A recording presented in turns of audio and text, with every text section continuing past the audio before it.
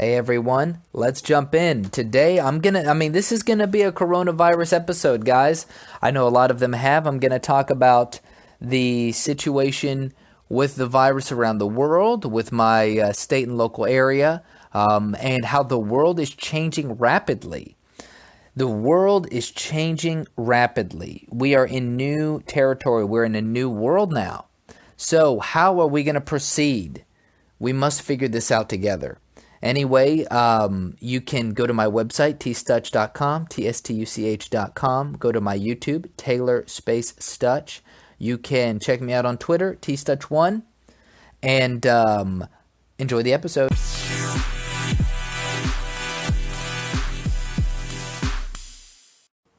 Okay, everyone, let's get back to it. Let's have some fun today.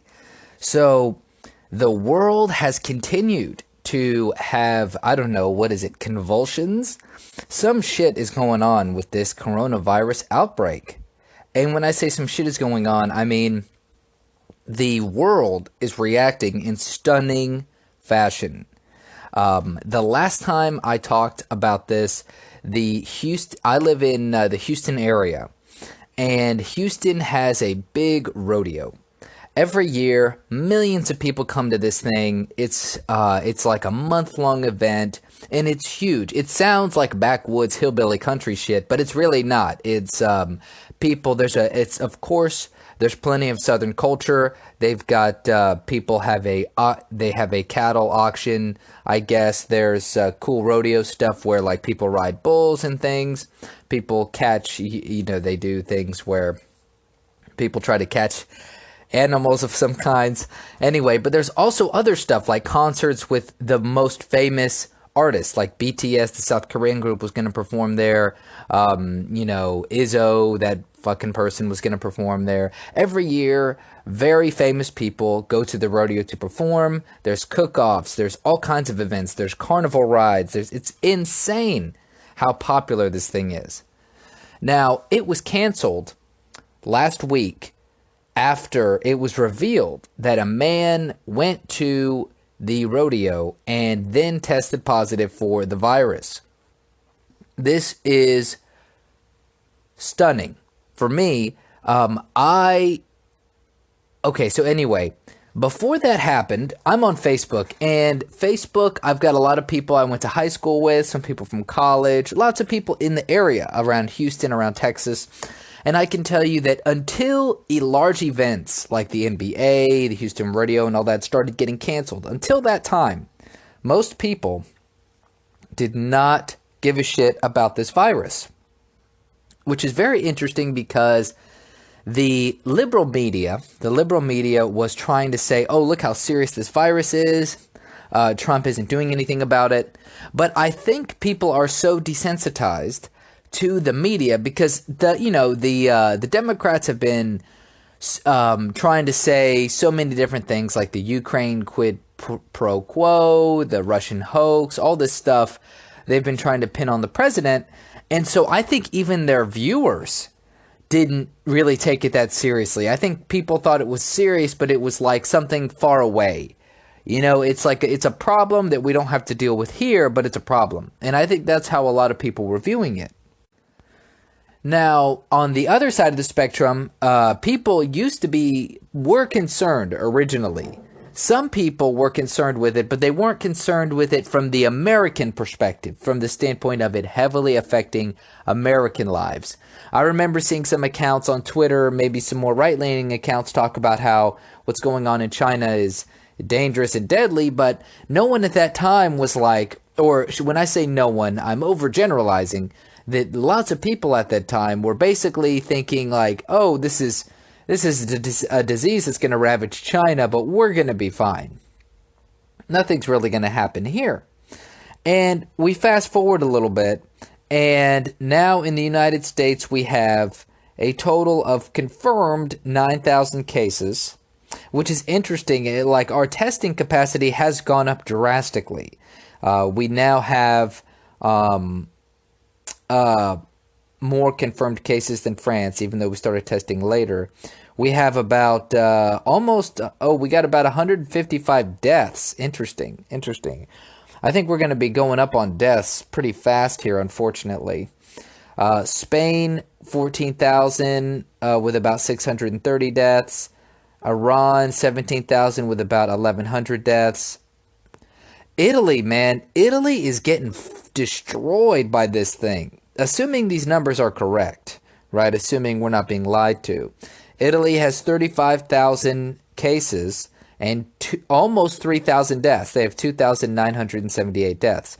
This is really interesting because I told you guys last few days ago, I was in a huge Twitter fight with a quote unquote epidemiologist in the military who, when I say that, I mean, the guy is not like high level dude, but he was going around flaunting his credentials. And one of the things he said, which I screenshotted, which was that Italy, the West was not going to have it as bad as China, which is interesting because Italy itself almost has as many deaths as China, and it has a fraction of the confirmed cases and a fraction of the population. It has less than half of the confirmed cases that China has, and it almost has the exact same amount of deaths. They're about 250, 300 deaths away from being at China's level. In fact, it looks like they're probably going to surpass China tomorrow in terms of death if they continue with this, because they had about 450 people die today from the coronavirus. So let's talk about Texas. Texas, it's very hard to find numbers because the numbers keep changing and the articles are changing really fast in real time. So last week, the Houston area had about 15 confirmed cases. Today, it's at about 60. And so we see it doubled to about 30 a couple days ago, and now it's at about 60. They've also, though, expanded the area around that they call the Houston area. It's not just, there was about 2 counties that they were looking at, but now they're looking at about 3 that are surrounding the Houston area. So that's also why it's increased the number. But there's also been 2 deaths in Texas. One, I think, was a man in his 90s. Another guy was in his 60s. There is some really good reporting coming out of Dallas where this, I don't have her Twitter handle, but she is reporting some really good, she's getting some really good detail on the people up in the northeastern part of the state who are getting ill. They're reporting higher amounts of young people getting ill. And when I say higher amounts, we're talking in the single digits because, per day, at least, because the amount of infected hasn't totally gone off the deep end yet. So she has revealed that there have been several people, one in their teens, several in their 20s and 30s who are getting ill. Some of those are being hospitalized. There's a man in his 50s in critical condition. A man here in the Houston area was put in critical condition last week. From a northern part, a little bit north of the county. And he was one of the first diagnosed community spread cases. And he's the one that went to the rodeo. So let's circle back to the rodeo real quick. The rodeo situation is very interesting because I was warning my family and close friends about the rodeo for a while. And then I started warning people on Facebook like, hey, I actually privately messaged one person who I know lives with an elderly parent. This person's in their 50s, I think, 40s or 50s, and their parent is in their 70s. And I was like, hey, I saw that you went to the rodeo, just letting you know you need to be really careful. You need to be careful with this thing because it's dangerous. And, your mom is old and, she could live for another 20 years. She's not like on death's bed, but, it's just like she could be very susceptible to this situation. Now, she, messaged me and was like, oh, I didn't really think about that. We're all using hand sanitizer. And see, for me, I was listening to reports out of China from months ago, and those reports were saying that people were apparently getting it from not even making contact with each other. Now, the World Health Organization and others have been very, very slow to talk about aerosol transmission. Now, since I'm not an epidemiologist, I'm not a doctor. I assume when they say aerosol transmission, it's different than air droplets, right? I guess air droplets are a little bit larger, maybe a little bit heavier. They don't stay in the air as long, and probably don't travel as far and as fast, from what I'm guessing. But it has to do with air droplets, like some kind of liquid kind of material, mucus or something that's in the air and lasts for a little while. I had been hearing reports of that kind of transmission going on through the air in some type, whether it be aerosol or air droplets, since January or February, since this thing started, since this thing started getting legs, you could say. Now, people in the U.S. were being told, just wash your hands. And this is why I have been very frustrated with the U.S. response, and why I've been very confused with the U.S. response and the whole testing situation as well. So I'm not as frustrated with the testing as some, because I've been watching people do research on the testing. And the testing isn't as robust as many people thought. So we need to be careful with that situation. But I have been most disappointed, not with the testing, but with the wording and messaging coming out of the administration, out of the Health and Human Services area, the CDC. I feel like people have not been leveling with the American people. They have not been saying the truth of the matter, which is there's not enough data on this thing to know exactly how bad it is, and to know the exact demographics of the people getting ill and the people dying. And so we need to be careful with what we tell people. And people were being told from the very beginning that, oh, this is just the flu. Oh, just wash your hands. Oh, hand sanitizer, all that. But like I said, I knew, watching the situation in China, that people were getting this thing, that there were reports of people getting this thing without even actually touching anything or touching anybody.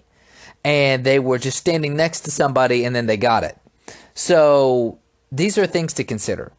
Hold on, I'm going to take a break and I'll be right back. So the administration, I've not been too fond of their talking about this. I'm glad that the president has now been on his A game. I actually think he's doing a great job at the moment. It took him a little while. And here's what I believe. I think the president's switch of the way he talked about the virus is indicative of how prepared he thought we were to deal with it and how imminent he thought the threat was. So I could be totally wrong and I'm reading his mind, but when he was talking about it's just the flu, and he wasn't the only one. People, like the Surgeon General was telling people not to buy masks and all that stuff. I think a lot of the people spreading it's just the flu and trying not to tell the public too much, I think a lot of that had to do with many people realizing that we were not prepared for this and trying to mobilize resources before people panicked. So I think that was partially why people were underplaying the potential threat, as well as some people are just dumbasses, like that guy Mook Juice, who's supposedly an epidemiologist who, was saying that Italy won't have it as bad as China. Meanwhile, they're about to surpass the amount of deaths in China with a fraction of the cases of China. Of course, I don't believe the Chinese numbers, but, he's an idiot. Now, let's talk about a couple things with the virus, such as the data. So one thing that people are being fooled by is data. The data show, people are constantly analyzing demographic information. They're constantly analyzing like the age, the age, the population, where do they live, is there air pollution? Because there's a huge disparity in the amount of deaths and confirmed cases across the world, or there has been. I think we're going to start seeing some convergence over time, but for now there is a huge disparity. And people are trying to come up with different things like, maybe it's not as deadly, maybe it's the age, maybe over here they smoke. So with learning what I've learned, and I'm no expert in complex systems or big data. What some people have pointed out rightly is that look, we simply are in an area of uncertainty. We have only seen this virus for a couple months. This is not. We cannot run models from this thing based on the flu, based on other things, until we have more information about how it affects the population.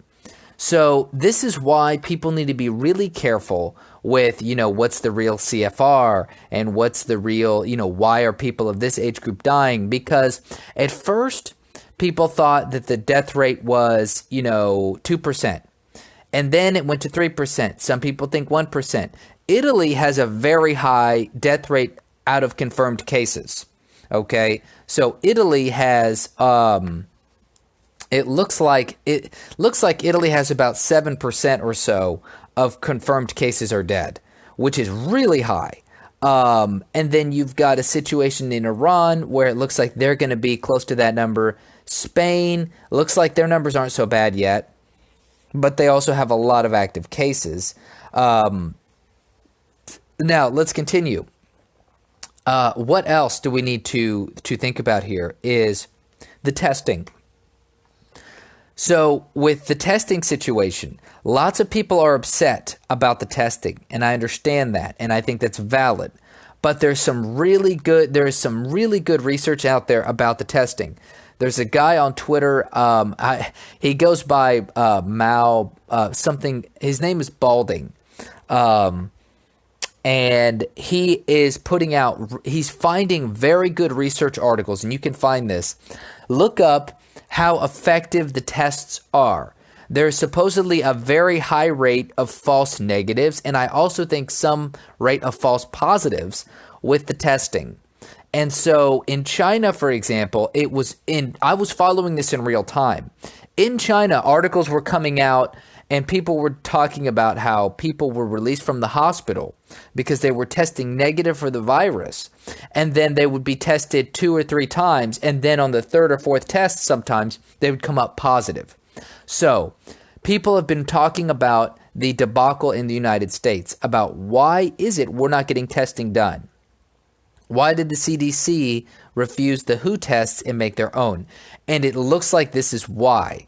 Because if you test people and they show negative and you let them out into the society or the system, then you're not helping the situation. You're not really doing anything. So there's speculation out there that the reason that the CDC rejected the WHO test is because the high rate of false negatives and possibly maybe false positives as well, but just the inaccuracy of the test. Supposedly the tests that were coming out of the WHO and the ones that the Chinese were using were not very accurate. And it's possible that other countries using them as well, that could be why they start seeing more and more of these cases after they think they have a handle on the situation. So we have to remember, this virus is not like it's not so simple and easy to test for. I'm not exactly sure how it's done, but I have been following this thing from the beginning, and we've seen issues with testing. Now, let me also tell you that in San Antonio, back in February, the CDC in San Antonio released a guy from quarantine who tested positive. It was a guy or woman who tested negative and then tested positive after the 2nd or 3rd test. So that is a huge problem.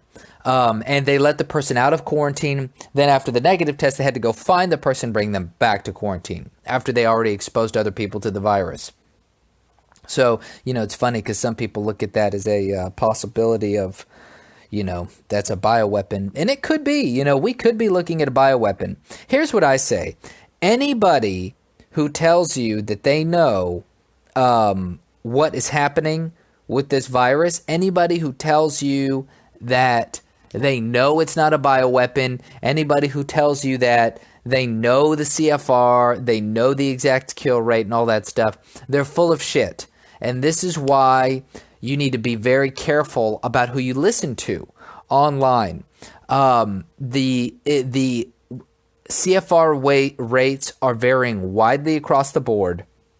So we don't know the exact death rate. We don't know the exact demographics. There are reports out of France and Belgium and other areas showing that there are younger and younger people coming into the hospitals with lung damage from this virus. So is it mutating? Maybe. Is it that this was always a feature and we weren't catching it or reporting it or weren't seeing it? Possibly. And this is one reason why you have to be careful in the face of uncertainty. Some people are so reliant on data that if you wait too long for the data, you could wait too late, especially within what people talk about, these complex systems. Okay, so because everything is so interconnected and because the spread of this thing can happen so fast among so many people, you don't sit there, you don't wait for the population to become 75% infected and then say, oh, by the way, the data has come in and we should have stopped everyone from social interaction for a month. But now everyone's got it, so now we're going to have, a good percentage of the country is going to need healthcare services for the rest of their life. So sorry about that. That is the situation that we could be in. You don't act that way in these kind of situations, and we're learning that now in real time. And I hope people can remember this going forward. So it looks like, a couple other things internationally. So Singapore is looking like they're starting to restrict flights from foreigners. Vietnam is restricting visas for foreigners. And Taiwan is restricting incoming foreign flights. People from foreign countries are not allowed to come into Taiwan. What it looks like is in the recent days, Singapore, Taiwan, and other places are experiencing an increase or a resurgence of cases. And that does not look good. Now, it doesn't look like they're being overrun, but it's concerning. And I think that's why these countries are moving towards cutting out their borders. Even in the U.S.-Canadian border is now being what they call mutually closed, which I'm in favor of. I think that's fine. I think anything people need to do to stop the spread of this thing should be done. Assuming it's, deadly enough. And I think it is deadly enough. So, just look at what's happening in Italy. It's insane. And it looks like China is dealing with issues as well. The world is I keep saying this to people before we go, the world is in an unprecedented situation. This thing could turn out to not end up killing so many people, and I pray that to be the case. But we are in a new situation. We stepped into a whole new world where the economies are being shut down, businesses are being shut down to save lives. The whole world is different now, and everyone needs to come to grips with this. We are no longer in the world we were in January 2020. We are no longer in the world we were in December of 2019, where things seemed normal. We are now seeing the fragility of our economic system, how we concentrated supply chains in a couple parts of the world. Now the whole world is having problems getting supplies for many different things, especially medical. What else do we see? We're so interconnected and dependent that if we close down or slow down economies for a short period of time, it's the death of the economy. Its unemployment goes through the roof long term. We are so reliant on our interdependent supply chains that we are seeing the repercussions of this. We're seeing how a virus that originated in Wuhan, that if this would have happened 100 years ago, may never have got here, is now ravaging the world. We are in a new place, and I don't know what's going to happen going forward. I know we're going to get through this, and I know we're going to be fine, but we are in a new territory. You can follow me on my website, tstuch.com, tstuch.com. Like and subscribe on YouTube, Taylor Space Stutch.